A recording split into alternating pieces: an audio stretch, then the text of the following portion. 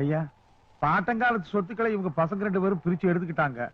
வயசான காலத்துல பாவம் பெத்தவங்களை சேர்த்துக்கிறது யாருதாங்க பிரச்சனையே? அம்மாவை சேர்த்துக்கிறாங்கிறாங்க, அப்பாவை வேண்டவே வேண்டான்னு சொல்றாங்க. அப்பாவை தம்பிக்கார வச்சு காப்பாத்துட்டுங்க, அம்மாவை நான் வச்சு காப்பாத்துறேங்க. அது சரிப்பட்டு வராதுங்க. அவர் உதவக்கரையா இருக்காருங்க. கட்டில உட்காந்துட்டு கால் மேல கால் போட்டு ஊர் நாயம் பேசிட்டு இருக்காருங்க. அம்மா வேணா என் கூட இருக்கட்டுங்க, அப்பா அவரே வச்சுக்கிட்டுங்க. உனக்கு எத்தனை குழந்தைங்க? ஒரு பையன் ஒரு பொண்ணுங்க. உனக்கு ஒரு பையன் மட்டுங்க.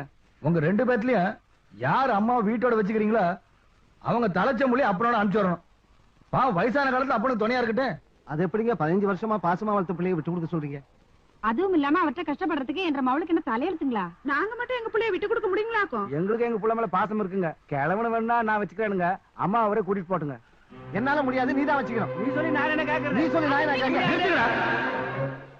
10-15 வருஷமா வளர்த்ததுக்கே 10 மாசம் வளர்த்த பாசம் வாழாடுறீங்களே. 40 வருஷமா உங்களை வளர்த்து ஆளாக்கி கல்யாணம் பண்ணி வச்சு உங்களுக்கு சொத்தையும் பிரிச்சு கொடுத்துட்டு இன்னைக்கு அனாதி அம்போ நிக்கிறாங்களே, அவங்களுக்கு மனசுக்குள்ள மரியாதை பாசம் எவ்வளவு இருக்கு? நெஞ்சில பசையெல்லாம் பேசுறானு.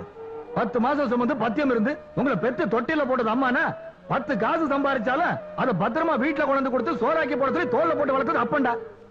அவர் சம்பாதிச்ச சொத்தை நீங்க 2 பேரும் தான்.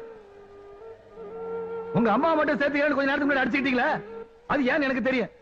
உங்க பொண்டாட்டிக்கு சோறாக்கி போடுறதுக்கு பாத்திரம் வளர்க்கறதுக்கு நீங்க பெத்த பிள்ளைய பாத்துக்கிறதுக்கு தான். அந்த வேலையை உங்க அம்மால செய்ய முடியல வச்சுக்கோங்க, அவங்களையும் வேண்டாதான் சொல்லிருப்பீங்க. அட பெத்த பிள்ளைங்க மண்ணுல நின்னா மங்கி போயிருவாங்கன்னு மடியில போட்டு வளர்த்தவங்க தான் அப்பா அம்மா.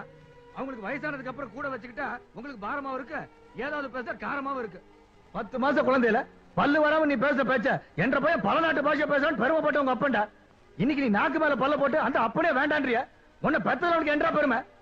அப்பன ஆத்தாலும் இருக்கும் போது தெரியாத அவங்களோட அருமை, அது அவங்க இல்லாத போதுதான் தெரியும்.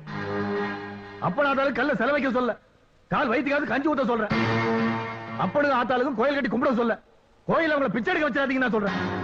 அப்பனி ஆத்தாலையும் பல்லக்கில் தூக்கிட்டு போன்னு சொல்ல, அவங்க உயிரோடு இருக்கும் போதே பாடல ஏத்தாதீங்கன்னு சொல்றேன். ஆசான் இல்லாத படிப்பு அப்பனாத்தால மறந்தனோட பொழப்பு உருப்பட்டதா சரித்திரமே இல்லைடா. என்ன மன்னிச்சுங்க ஐயா. எங்களையும் மன்னிச்சிடுங்க ஐயா. மன்னிப்புன்ற மன்னிப்பு உங்க அப்பனை ஆத்தாலையும் சாகிற வரைக்கும் உங்களோட பிரிக்காம வச்சிருக்கணும்.